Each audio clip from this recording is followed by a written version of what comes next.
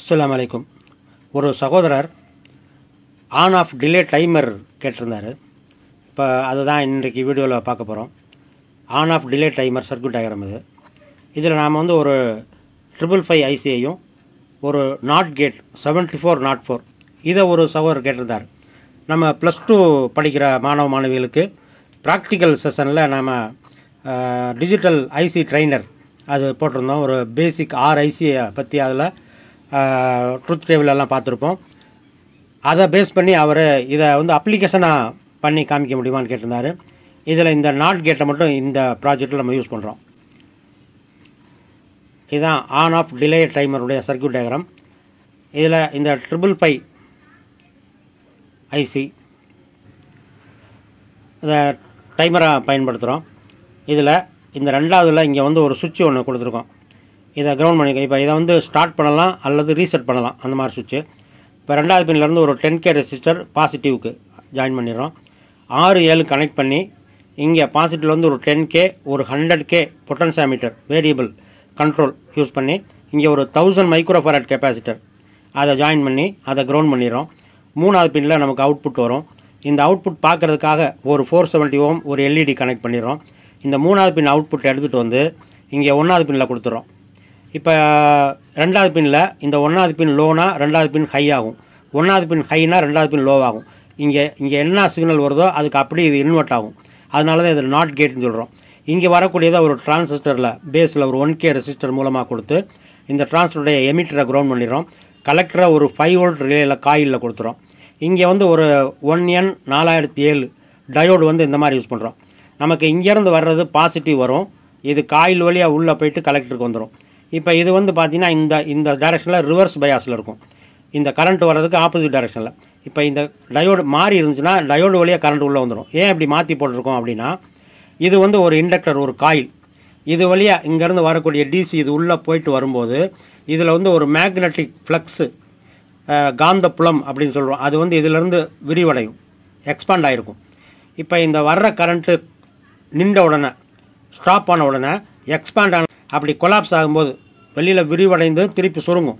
அப்படி சுருங்கும்போது இதில் வந்து இந்த டைரெக்ஷனில் வந்த கரண்ட்டு எதிர் டைரெக்ஷனில் வரும். அப்போ அந்த எதிர் திசையில் வரக்கூடிய கரண்ட் இந்த டிரான்சிஸ்டரை டேமேஜ் பண்ணிடக்கூடாதுங்கிறதுக்காக இது வழியாக அனுப்பிச்சிடுறோம். இது வழியாக அந்த கரண்ட் பாஸ் ஆகிரும். அதுக்காக இது வந்து ஒரு சேஃப்டிக்காக இந்த இதோட எல்லா ரிலேலையும் அந்த காயில் இந்த மாதிரி ரிவர்ஸ் பயாஸில் ரிவர்ஸ் டைரெக்ஷனில் இதை யூஸ் பண்ணுவோம். இது இப்போ இதில் நம்ம பவர் சப்ளை ஆன் பண்ண உடனே இந்த எல்இடி குளோவ் ஆகிறதுக்கு இங்கே ஸ்டார்ட் பண்ணால் எல்இடி குளோவ் ஆகும். இது ஆனில் இருக்கும்போது இது ஹையில் இருக்கும், இது லோவில் இருக்கும். அப்போ இந்த எல்இடி எரியாது. இப்போ இது வந்து நாம் இந்த பொட்டன்சியோமீட்டர் எவ்வளோக்கு செட் பண்ணியிருக்கோமோ அதை பொறுத்து அந்த டைம் வரைக்கும் இது ஆன் ஆகிட்டு அடுத்து ஆஃப் ஆகும். ஆஃப் ஆகும்போது இது லோவாயிரும். இது லோவானவுடனே இந்த நாட் ஐசி வந்து இங்கே ஹை ஆயிரும். ஹை ஆன உடனே இது வழியாக இந்த எல்இடி எரியும், இங்கே வந்து ரிலே ஆக்டிவேட் ஆகும். அப்போ இந்த லோவாக இருக்கும்போது இங்கே வந்து ஹையாக இருக்கும்போது இங்கே லோவாக இருக்கும். அப்போ இங்கே நார்மலி க்ளோஸ்டு கான்டாக்டில் இருக்கும். அப்போ இங்கே நாம் காமன்லி இதுலேயும் ஒரு லைட் கொடுத்துருந்தோம்னா அது எரியும், இந்த எல்இடி எரியும்.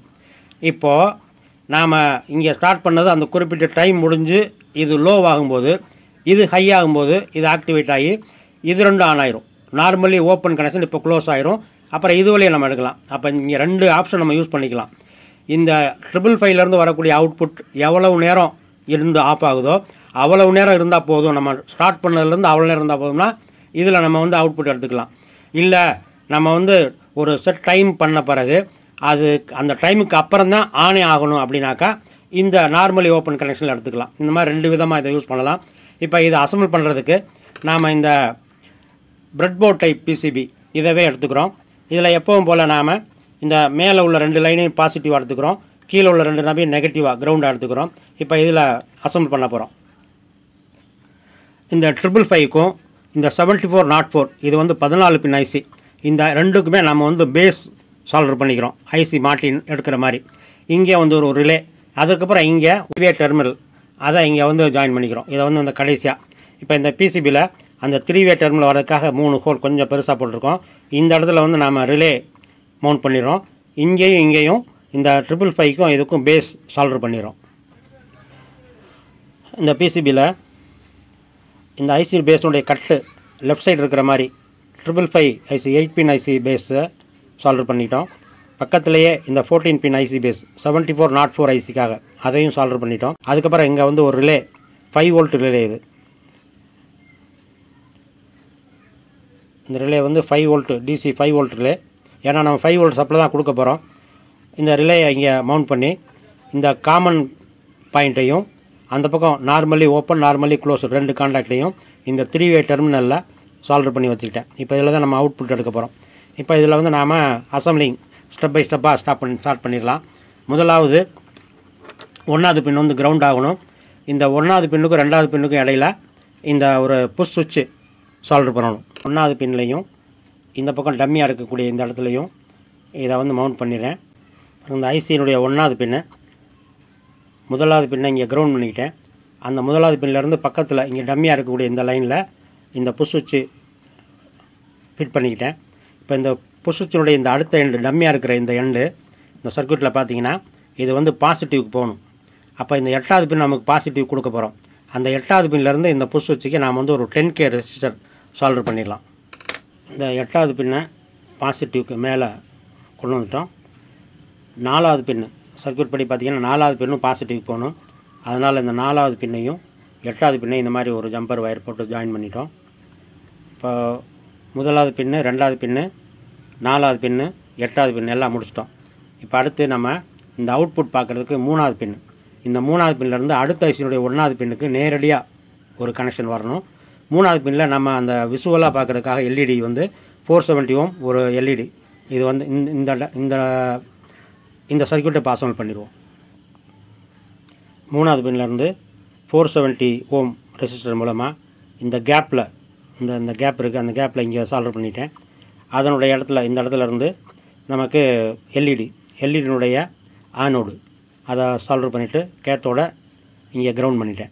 இப்போ நமக்கு ஆனோடு அப்படிங்கிறது எப்போவுமே பாசிட்டிவ் கொடுப்போம். அதுதான் லெக்கு லாங் லெக்காக இருக்கும். அதை வந்து பாசிட்டிவ் கொடுத்துட்டு இங்கே கிரவுண்ட் பண்ணிட்டேன். அடுத்து இந்த ஐசிக்கு இங்கே ஏற்கனவே இதனுடைய 3வது பின்னுடைய அவுட்புட்டை இங்கே வந்து ஒரு ஜம்பர் வயர் போட்டு 1வது பின்னில் கொடுத்துட்டோம். இப்போ இந்த ஐசிக்கு சப்ளை பார்த்திங்கன்னா இங்கே இது 14வது பின்னு பாசிட்டிவ் கொடுத்துட்டேன். அது மாதிரி இந்த பக்கம் இது 7வது பின்னு, இதை வந்து இங்கே கிரவுண்ட் பண்ணிட்டேன்.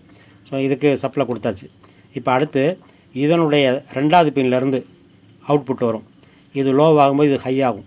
இந்த 2லேருந்து நாம் இந்த ரிலேயை ட்ரைவ் பண்ணுறதுக்காக இங்கே வந்து ஒரு டிரான்சிஸ்டர் எப்போவும் நம்ம யூஸ் பண்ணக்கூடிய BC547 அந்த டிரான்சிஸ்டரை இந்த இடத்துல மவுண்ட் பண்ண போகிறோம்.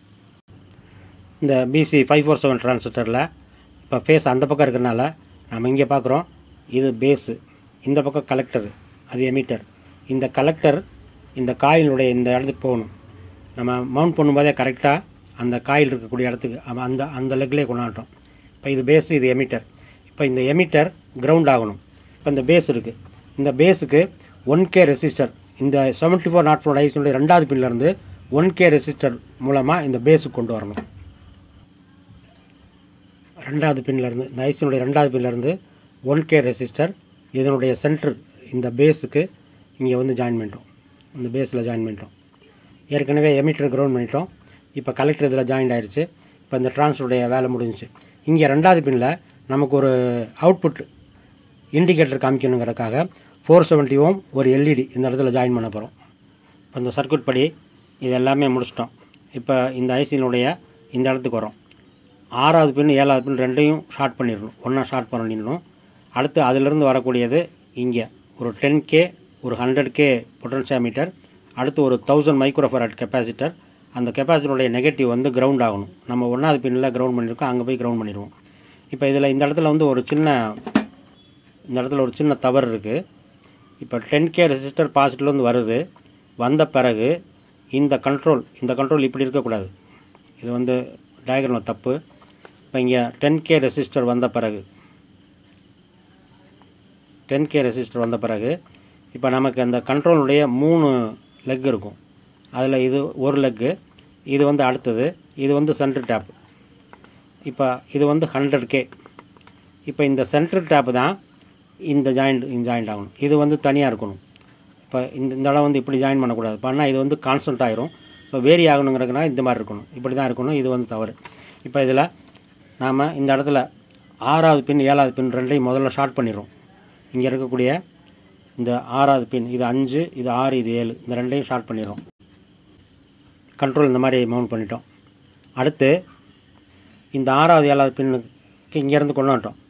இப்போ இதிலேருந்து ஒரு பாசிட்டிவ் 1000 மைக்ரோஃபாரட் கெப்பாசிட்டரில் பாசிட்டிவை இந்த 6வது 7வது பின்னு கொடுத்துட்டு நெகட்டிவை கிரவுண்ட் பண்ணணும். அது நமக்கு 1வது பின்னு இங்கே ஷார்ட்டாக இருக்கும், அதில் கிரவுண்ட் பண்ணிடுறோம். பாருங்கள், இந்த பாசிட்டிவை இந்த 6வது 7வது பின்னில் இங்கே கொடுத்துறோம். நெகட்டிவ் எப்படி வைக்கிறோம் வச்சு இப்போ இந்த நெகட்டிவை இங்கே இந்த 1வது பின்னு இங்கே இருக்குது, இதில் கொண்டாந்து இதில் சால்வ் பண்ணிட்டோம்னா 1வது பின் கிரவுண்ட் ஆகிரும். 1வது பின் வழியாக கிரவுண்ட் ஆகிரும். இந்த கெப்பாசிட்டனுடைய பாசிட்டிவை இங்கே 7வது பின்னில் சால்வ் பண்ணிட்டேன். பாசிட்டிவை இந்த பாசிட்டிவ் இந்த 7வது பின்னில் சால்வ் ஆகிருச்சு. நெகட்டிவை இங்கேருந்து கொண்டு வந்து இந்த முதல் பின் இங்கே கிரவுண்ட் ஆகும். அங்கேருந்து கொண்டு வந்து முதல் பின்னில் கொடுத்துட்டோம்னா கிரவுண்ட் ஆகிரும். இப்போ இந்த கெப்பாசிட்டர் மவுண்ட் பண்ணிட்டோம். இப்போ நம்ம இந்த சர்க்யூட்டில் ஆல்மோஸ்ட் எல்லாமே முடிச்சிட்டோம். இப்போ ஐசி மவுண்ட் பண்ணி நம்ம ஆன் பண்ணிடலாம். வயரிங் முடித்த பிறகு ஐசி எல்லாம் ஃபிட் பண்ணிட்டோம். இப்போ இதில் இந்த கனெக்ஷன், இதில் நான் 2 எல்இடி அவுட்புட் பார்க்குறதுக்காக எடுத்திருக்கேன். இந்த 2 எல்இடியினுடைய அந்த நெகட்டிவை பேட்ரி ஸ்னாப்பினுடைய நெகட்டிவில் ரெண்டையும் காமனாக கொடுத்துட்டேன். இப்போது பேட்ரியினுடைய பாசிட்டிவை இந்த காமனில் கொடுத்து, இந்த பக்கம்னா இந்த லைட் எறிகிற மாதிரியும், இந்த பக்கம்னா அதாவது நார்மலி க்ளோஸ்டுனா ஒன்று, நார்மலி ஓப்பன்னா ஒன்று, அதில் வர்ற மாதிரி பண்ணியிருக்கோம்.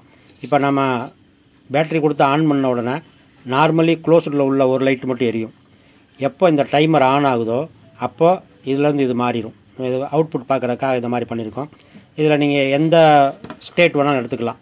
இப்போ இந்த 555 ஐசி நம்ம ஸ்டார்ட் பண்ணதுலேருந்து எவ்வளோ நேரம் ஒர்க் பண்ணுது, அதுக்கப்புறம் ஆஃப் ஆனால் போதும், முதல்லையே ஸ்டார்ட் ஆகிடணும், அப்புறம் ஆஃப் ஆனால் போதும்னா அப்படி எடுத்துக்கலாம்.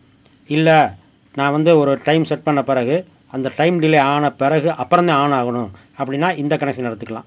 இப்போ பாருங்கள், இதில் நம்ம சப்ளை வோல்டேஜ் தரப்போகிறோம். நம்ம அசம்பிள் பண்ணி ஸ்டார்ட் பண்ணிட்டு போகும்போது இந்த 2வது பின் கனெக்ஷன் விட்டு போயிருந்தது. இந்த 2வது பின்லேருந்து இந்த ஜங்ஷனுக்கு இந்த 10K ரெஜிஸ்டர் இந்த சுவிட்ச் கனெக்ஷனுக்கு இந்த இடத்துல கொடுக்கணும். இதை அதுக்கப்புறம் தான் சால்வ் பண்ணேன். அது மாதிரி இன்னொரு ஃபால்ட் இதில் இது 8 பின் ஐசி பேஸ். அப்போ இதில் 16 பின் இருக்கும், நமக்கு 7 பின் தான் இருக்கும்.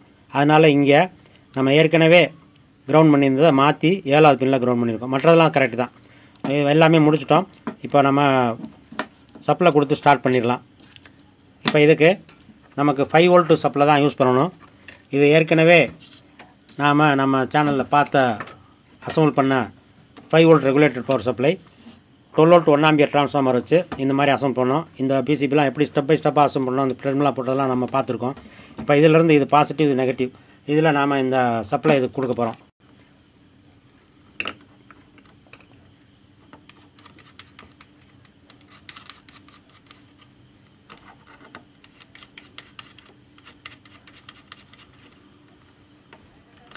இது பாசிட்டிவ், இது நெகட்டிவ் சப்ளை கொடுத்துருக்கோம்.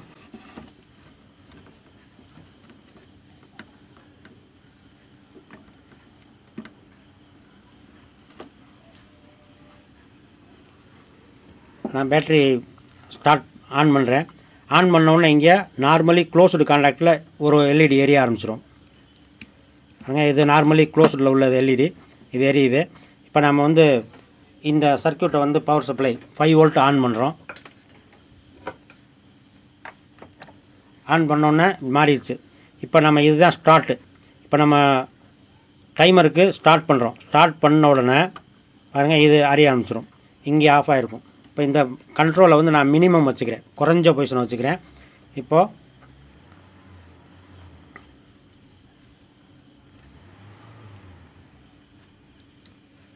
மாறிடுச்சு.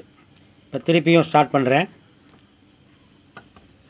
1 2 3 4 5 6 7 8 9 10 11 ஒரு 10 செகண்ட்ஸில் ஆன் ஆகுது. இப்போ இந்த கண்ட்ரோல் நம்ம கொஞ்சம் அட்வான்ஸ் பண்ணோம்னா, இப்போ திருப்பி எகைன் ஸ்டார்ட் பண்ணுறேன். ஸோ 30 செகண்டில் ஆன் ஆகுது. இப்போ இதில் இந்த கண்ட்ரோலை ஃபுல்லாக கம்ப்ளீட்டாக கிளாக் வைஸ் ஃபுல் வச்சுட்டு இப்போ ரீசெட் பண்ணோம்னா 2 மினிட்ஸ் ஆகுது. இதை நீங்கள் செக் பண்ணி பாருங்கள். இதுக்கு மேலே உங்களுக்கு இன்னும் டைமிங் வேணும்னா இங்கே போட்டிருக்கோம்ல இந்த 10K ரெசிஸ்டர், இந்த ரெசிஸ்டரோட வேல்யூவை நீங்கள் அதிகப்படுத்தலாம். இது ரொம்ப ஈஸியாக நீங்கள் கலட்டி மாட்டிடலாம் இந்த இடத்துல. இப்போ இதை வந்து டீசால்டர் பண்ணிவிட்டு இதை கட் பண்ணிவிட்டு இந்த இடத்துல 10Kக்கு பதிலாக 22K போடலாம், 47K, 100K, இந்த மாதிரி நீங்கள் இந்த ரெசிஸ்டர் வேல்யூ கூட்ட டைமிங் கூடும். அந்த மாதிரி இந்த சர்க்யூட் யூஸ் பண்ணலாம். இந்த கண்ட்ரோலுக்கு ஒரு நாபு ஒன்று ஃபிட் பண்ணிட்டோம். இப்போ நாபு மினிமம் பொசிஷனில் இருக்குது. இப்போ நம்ம ஸ்டார்ட் பண்ணோம்னா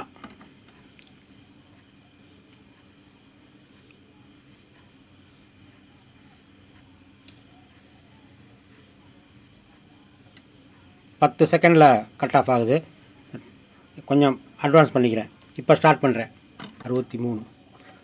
ஒரு நிமிஷம் இந்த பொசிஷனில் ஃபுல்லாக வச்சோம்னா ஸ்டார்ட் பண்ணிட்டோம்னாக்கா 2 நிமிஷம் வருது கரெக்டாக. ஆரம்பத்தில் 10 செகண்ட்லேருந்து 2 நிமிஷம் வரைக்கும் இந்த டிலே டைமர் ஒர்க் பண்ணுது. இதற்கு மேலே உங்களுக்கு வேல்யூ கூடணும்னா இந்த ரெஜிஸ்டர் நான் 40 சொன்ன மாதிரி மாற்றினீங்கன்னா உங்களுக்கு வந்து வேல்யூ கூடும். இதான் சர்க்யூட் டயக்ராம். இந்த சர்க்யூட் டயக்ராமத்தில் நாம் இங்கே இந்த சேஞ்ச் மட்டும் இங்கே நீங்கள் சரி பண்ணிக்கிறோம். மற்றதெல்லாம் சேம். மீண்டும் வேறு ஒரு இன்ட்ரெஸ்டிங்கான வீடியோவில் உங்களை சந்திக்கிறேன். வாழ்த்துக்கள். பாய்.